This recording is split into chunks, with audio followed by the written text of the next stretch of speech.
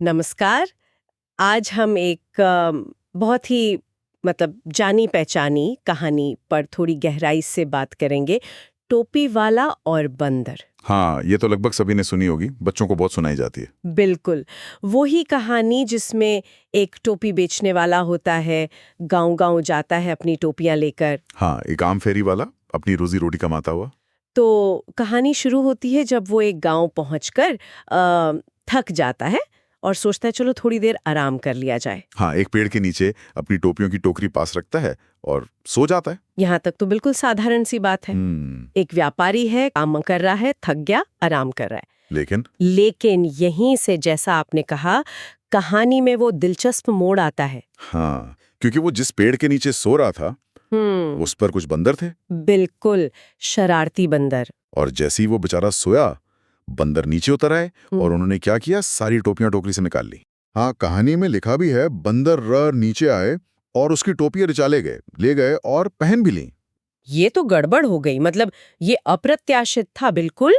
टोपी वाले के लिए तो बड़ी मुश्किल खड़ी हो गई। जाहिर है, उसकी तो सारी कमाई, सारा सामान एक झटके में चला गया। तो जब उसकी नींद खुली थोड़ी देर बाद, वो देखता है, अरे टोपियां तो है ही नहीं। हाँ, थोड़ी देर के पश्चात टोपी विक्रेता जाग गया। उसे अपनी टोपियां नहीं मिली। सोचिए उसकी हालत, परेशान हो गया होगा बेचारा। बिल्कुल। फिर उसने ऊपर देखा, शायद आवाज सुनी हो बंदरों की। और क्या देखता है? देखता है कि सारे बंदर पेड़ पर बैठे हैं और सबने उसकी रंग बिरंगी टोपियां पहन रखी हैं। उसने बंदरों को अपनी टोपियों के साथ देखा। यहाँ पर किसी का भी पारा चढ़ सकता है, गुस्सा आ सकता है। हाँ, लेकिन टोपी वाले की प्रतिक्रिया देखने लायक है। वो घबराया नहीं या चिल्लाया नहीं। नहीं, उसने पहले स्थिति को समझा। उसने गौर किया, देखा कि बंदरों ने टोपियां सिर्फ ली नहीं हैं, पहनी हुई हैं, नकल की है। अच्छा, तो उसने ये चीज नोट की। हाँ, ये अवलोकन, ये ऑब्जर्वेशन बहुत महत्वपूर्ण था। यहीं से उसका दिमाग चला। हाँ। उसने एक योजना बनाई। कहानी का सबसे रोचक हिस्सा यहीं से शुरू होता है। क्या किया उसने? उसने अपनी टोपी पहनी। जो एक टोपी उसके सिर पर थी, उसने उसे ठीक से पहन लिया।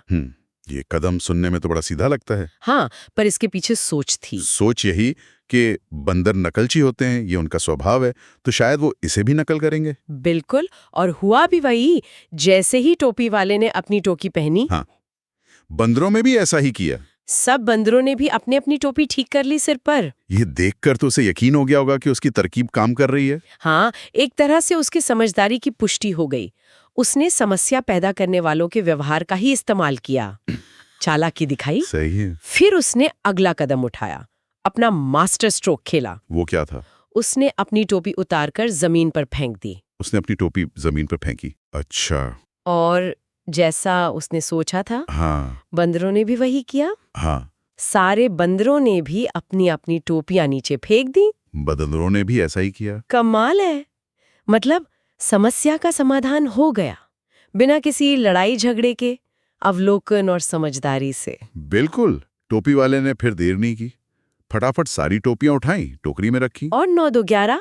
हाँ, कहानी कहती है, उसने टोपियां एकत्र की, वो चला गया। वो बहुत प्रसन्न था। खुश तो होना ही था उसे। निश्चित रूप से। तो ये थी कहानी। अब अगर इसके सबक या मतलब पराएं। हाँ, तो कहानी के मुख्य बिंदु क्या रहे? एक टोपी वाला, उसकी टोपियां खोना, बंदरों का नकल करना और फिर उसी नकल का फायदा उठाकर टोपियां वापस पाना। और कहानी के अंत में एक शिक्षा भी दी जाती है।